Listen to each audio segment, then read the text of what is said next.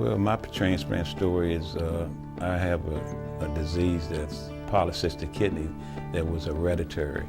And in 2009, April, I got my transplant at Johns Hopkins University. And it was life-changing, brought back my smile, and my life has been very productive since then.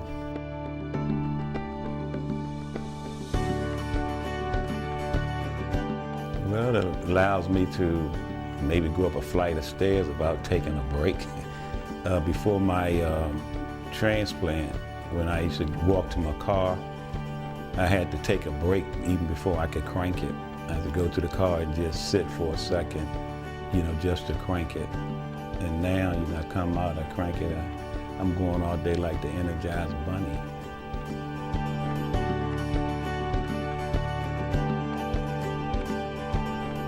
It is the greatest gift that one can ever give a person because you're giving life.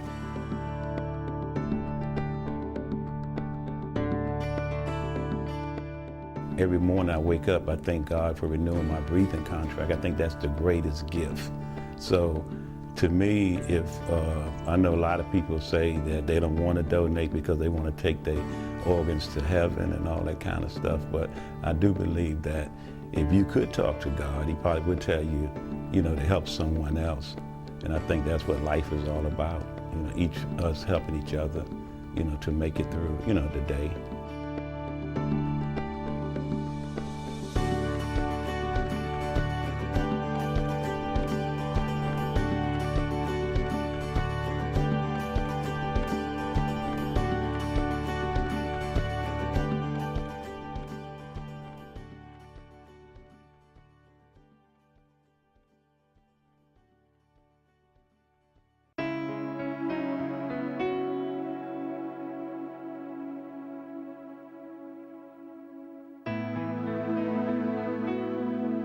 My son's name is Terrence, and he was my third to the oldest child, and he was a good kid. He loved life, and he loved his family, and he enjoyed helping people. He loved sports. Sports was his number one love, and he was just a good kid.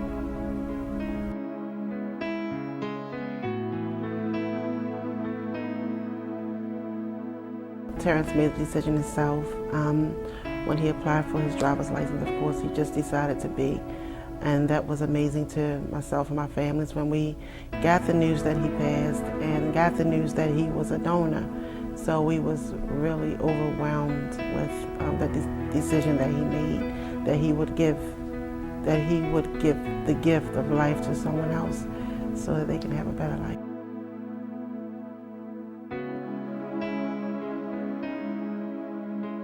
When my son had decided to donate his organs, I think that if it had not been for that, then I think that I wouldn't have as much faith as I have now, because I realized that someone else out there is walking around and up and talking. So having faith has really helped me a lot with dealing with my son's passing.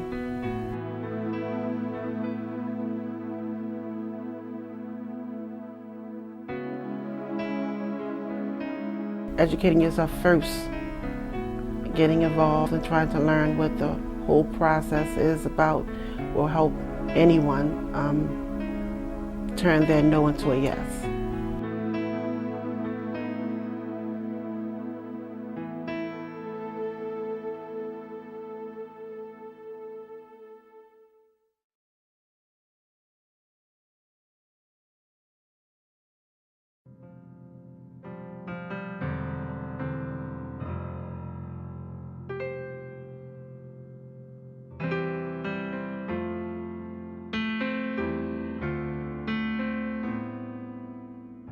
This year, I started suffering through kidney failure because I had blurry eyes. eyesight, and so we went to the pediatrician. He said that he couldn't do nothing, so we ended up in Johns Hopkins, and then they found out I had kidney failure. So when I told them the whole story, it was like, oh my gosh, you're just 14, what are you doing, why are you going through it? And I was like, it happens when I was a baby, and the doctors never seen it. But when I got older, it started affecting me.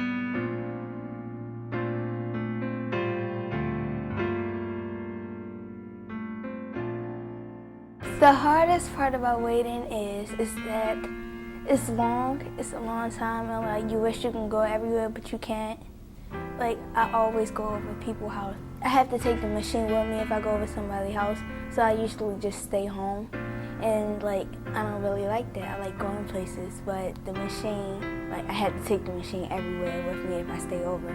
So waiting longer, it's like a process.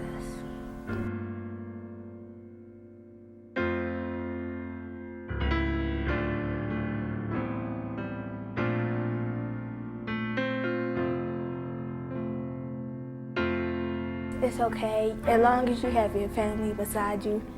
And you will get darker because I experienced it, but just realize that you always have somebody on your side.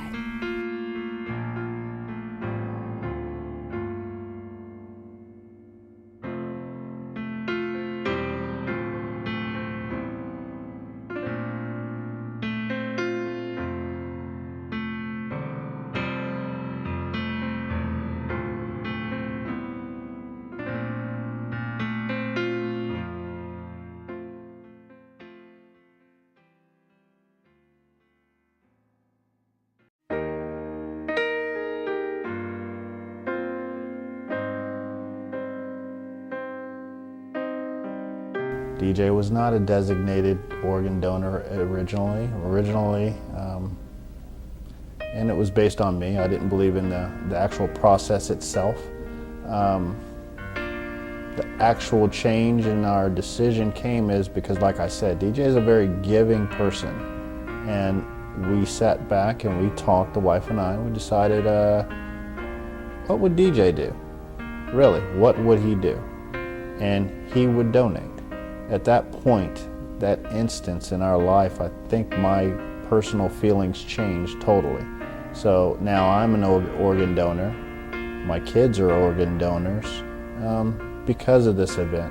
Unfortunate, but it's a way of moving on.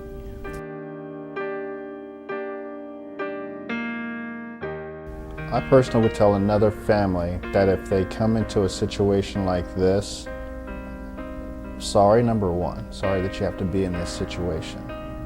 But in the future, in the long run, that type of decision to actually give the donor, give organs, give the gift of life, you'll sleep a lot better. It may not feel it today.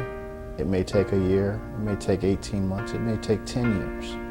But eventually, you'll be thankful for what you've done, because there's other people out there that's able to live their life, a more fruitful life, because of the generous donation that you and your family had to suffer through, and eventually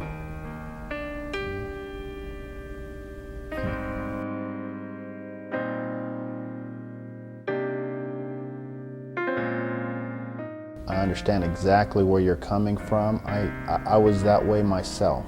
Until approached with a situation where I had to actually make a decision, my mind actually changed, and I actually believe that, for instance, for my son, that's what he wanted to do. He would have wanted to give back to the community. He's always been that way. And for me, that's a way that he lives on. That's another aspect in a way that I can look back.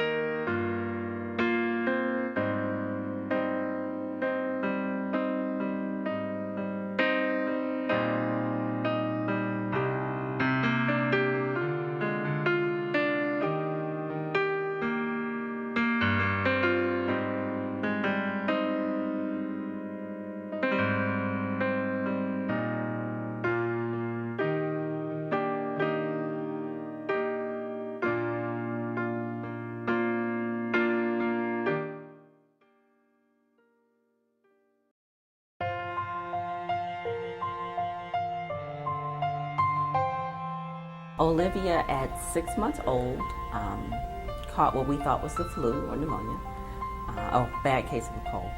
And her primary care doctor asked us to take her to the emergency room to see if that was indeed the case. And so we did that. And the emergency room doctor ordered an x-ray.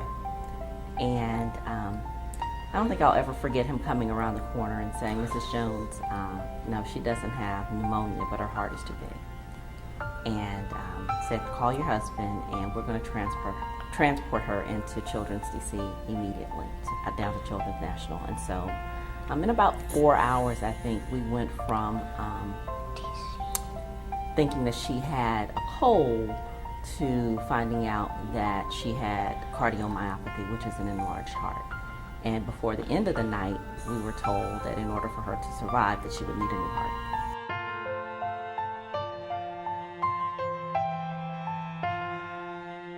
It was really hard, and even now sometimes it's really hard to really think about how big that stretch is from, a cold to a new heart.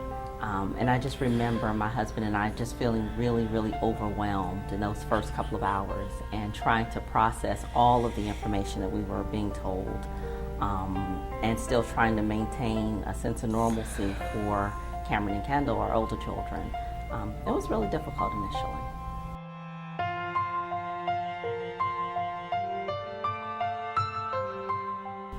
Waiting is hard.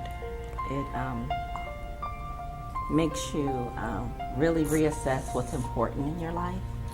It makes you think about where your priorities are. We put a lot of faith in God.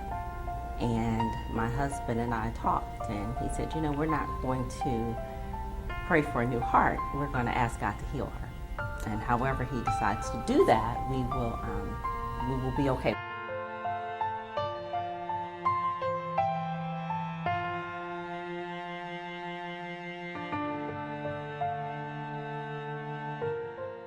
To trust God with the outcome. And we don't get to pick that outcome, but we have to trust him wholeheartedly and just allow him to guide the journey. And so I think when you get to that place where you can really say, okay, I'm going to trust you, Lord. I'm going to give you this. It's too big for me. I'm going to trust you with this outcome. You really get to a place of peace. And you're okay. And you understand that no matter what happens, you will be okay.